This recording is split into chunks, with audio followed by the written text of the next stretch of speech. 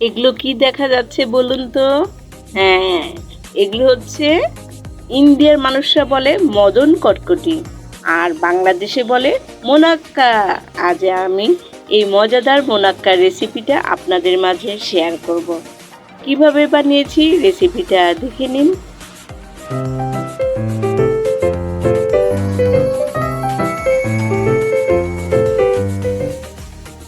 আসসালামু আলাইকুম, কেমন আছেন সবাই? আশা করি সবাই ভালো আছেন, তাই না?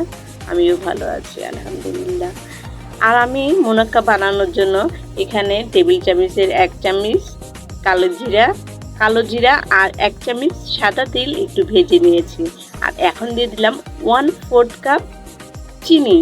তারপরে দিয়ে দিচ্ছি 1/4 কাপ তেল। এই তেল আমি দুইবারে দিয়েছি, মানে 1/4 কাপ প্রথমে দিয়েছি, তারপরে দিয়েছি 1/4 কাপের অর্ধেকটা। এখন দিয়ে দিচ্ছি 1 চামচ লবণ। আর এখন আমি দিয়ে দিব ময়দা। এখানে আমি 2 কাপ এখানে আমি 2.5 কাপ ময়দা নিয়েছি। এবার আমি এটাকে ভালোভাবে তেলের সাথে ভালোভাবে মিক্সড করে নিব। আমার এক হাত দিয়ে মাখতে মাখতে যখন হয়ে যাবে, ব্যাটা হয়ে যাবে, এখানে আমি মোট 2.5 কাপ ময়দা নিয়েছি। আর এবার দুই হাতের মাধ্যমে আমরা ময়দা সাথে এখানে ময়দা ছিল না তো, এখানে ছিল তো যে আটা দিয়ে আমরা রুটি খাই, সেই আটাটা দিয়েই তো আমি বানাচ্ছি। সরি আমি ভুলে গেছি বলতে। এখানে আটা নিয়েছি 2.5 কাপ। আর আমরা ময়দাটা এমনভাবে মাখাবো যেন আমরা মুঠ পাকালে যেন মুঠে বেঁধে থাকে, তলাটা যেন না ভাঙে। আর এবার অল্প অল্প পানি দিয়ে আমরা এটাকে ভালো করে মাখাবো। বেশি একবারে পানি ঢালা যাবে না, কিন্তু তাহলে আটাটা নরম হয়ে যাবে। আমরা শক্ত করে একটা ডো তৈরি করে নেব। যেমন রুটি বানাই, রুটির আটাটা তো একটু নরম হয়, আর এটা কিন্তু একটু শক্ত করে মুথে নিতে হচ্ছে।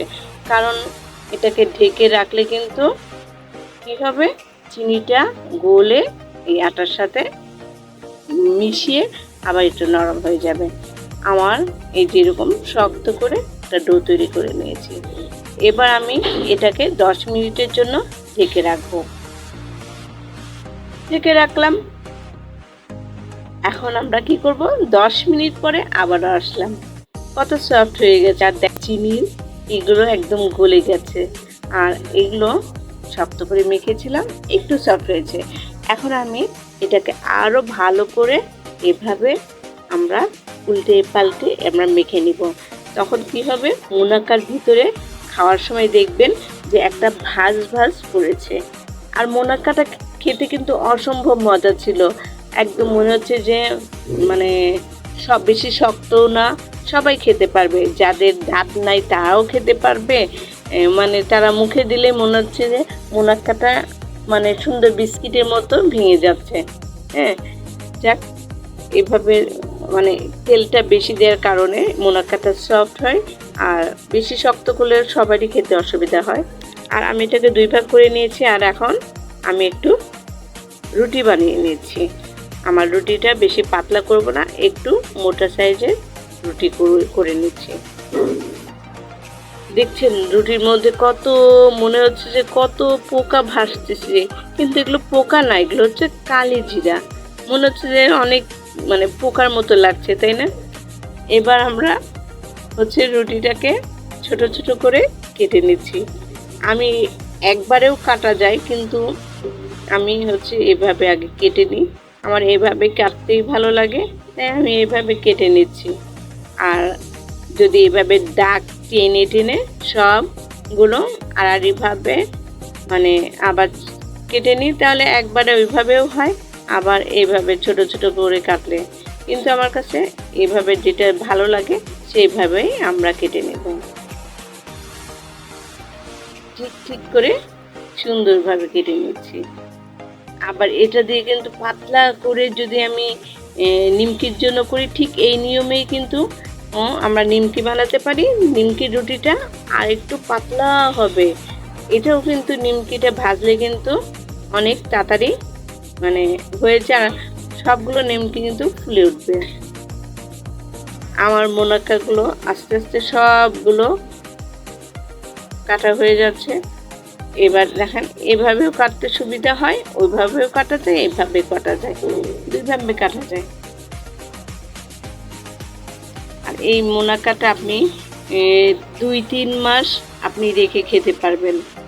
একটু রান্নার ফাঁকে ফাঁকে খাবেন, যখন খিদা লাগছে তখন একটু বের করে খাবেন, কোনো নষ্টও হবে না, কোনো কিছু না। এখন আমি এগুলো একটা প্লেটে ঢেলে নিলাম। এখন কোথায় কি করতে হবে, এগুলো আমি চুলার মধ্যে দিয়ে, চুলার মধ্যে একটা কড়াই বসিয়েছি, আর তেলটা ছিল, আমি কিন্তু কিছু আগে ভেজে নিয়েছি। তারপরে আমি আবারও এটা ভাজবো। আমার জালটা কিন্তু জোরেও দিব না, মিডিয়ামের থেকে একটু কমে দিব, যেন আমাদের এটা আস্তে আস্তে ভাজা হয় আর ভিতরে যেন ভালো করে কুক হয়ে যায়। আমরা হালকা ব্রাউন কালার হলে এগুলো আমরা একটা চালনির সাহায্যে উঠিয়ে ফেলবো। আপনার খাওয়ার সময়ও কিন্তু হাতে চুপচুপা তেল থাকবে না, তেলটাও কিন্তু মোনাক্কা এগুলো একদম শুষে নিয়ে যায়। আমার ভাজা হয়ে গেছে, দেখছেন কত মজার একটা মোনাক্কা জিনিস। ঘরে থাকলে টুকটুক করে টিভি দেখছেন, রান্না করছেন, মুখের মধ্যে একটা একটা করে খেয়ে নিচ্ছেন। এত মজাদার এই মোনাক্কাটা ছিল। আর তিল দিয়ে, আমরা তো সবাই এমনি কালিজিরা দিয়ে বানাই, তিল দিয়েই মনে হয় কমই বানায় মানুষ, আমি একটু তিল দিয়েটা পছন্দ করি। এই হচ্ছে আমার মোনাক্কা। কেমন হলো আমার মোনাক্কা রেসিপি সবাই জানাবেন কমেন্ট করে, আর সবাই এটাকে শেয়ার করে দিবেন, আর সবাই শরীরের যত্ন নেবেন। আসসালামু আলাইকুম।